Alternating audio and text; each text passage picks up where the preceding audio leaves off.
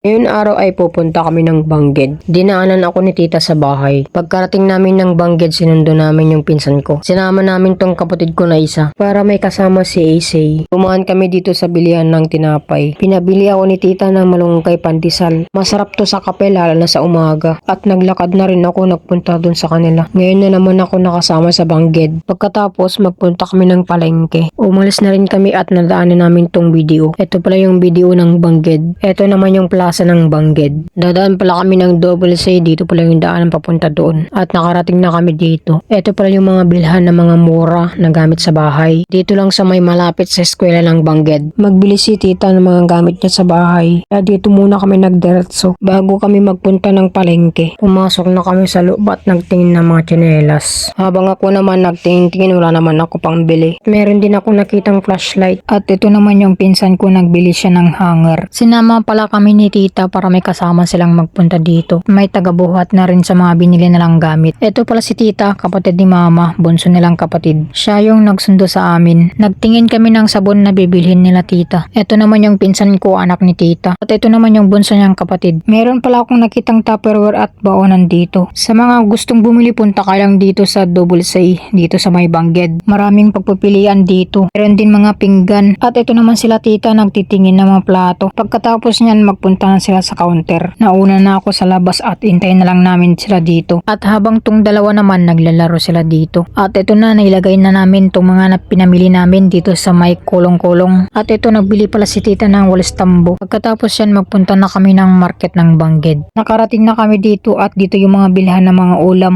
Pagkain, bigas, nandito lahat. Dito rin kami bumibili ng mga wala sa probinsya namin. At ito rin yung sentro ng Bangged. Dito rin kami magbili ng handa na pang 40 days ni mama. Habang tong dalawa, naglalaro na naman sila dito sa may daan. Pinabili kami ni tita ng burger. Nauna na yung pinsan ko at sumunod din ako sa kanya. At ito naman si kuya, busy sa pagluluto. Pagkatapos yan, magpunta na kami kila tita at kakainin na namin tong burger. Ngayon na naman tayo makatikim ng ganito. Pagkatapos namin kumain dyan, magpunta na kami ng palengke at magbili ng mga lutuin namin bukas. Habang naglalakad kami papunta doon sa palengke, kumakain kami ng burger ng pinsan ko. Nagutom din kami, walang kaming kain sa umaga bago nagpunta ng Bangged. At nakarating na rin kami dito sa tindahan ng mga gulay. Nagkuha pala si tita ng carrots at nagkuha din ng bagyo beans ang pinsan ko. Nagkuha din sila ng sibuyas, kuha din sila ng asin, nagkuha din siya ng repolyo para sa pansit. At nandyan na yung mga iba na pinamili namin. Iniwan muna namin tong mga pinamili namin dito. Dadaanan na lang namin pagkatapos mabili yung iba. At nagbili din kami ng onion leaves. Masarap ito sa pansit. Nauhaw kami pala ng pinsan ko kaya bumili kami ng soft drinks. Hulaan nyo nga po kung ano tong dala ko, soy ba o soka. Ang itim nito. Tapos na lumabas na kami at nagbili din kami ng itlog. At nandito na kami sa labas ng palengke. At doon naman kami nagparking at nandun yung dalawang bata. Binabantayan yung mga pinamili namin doon. Katabi ng binilhan namin ng itlog dito, pumasok kami dito sa may grocery. Tindahan dito na pinagbibilhan namin. Diyan kami papasok at bibili kami ng pancham. At dito na rin sila bumili ng panghalo nila sa maha. Nalulutuin ni tita bukas. Hintayin ko na lang sila sa may sasakyan at ayusin namin itong mga pinamili at uwi na rin kami. Hapon na rin kami nakauwi at si tita na rin yung nag-drive pa uwi. Fast forward na tayo, nandito na kami sa bahay at naghalo din ako ng lutuin nilang maha. Yung tita ko busy kaya ako muna yung naghalo dyan. Katapos lumabas ako, nakita ko tong pamangkin ko naglalaro ng buhangin.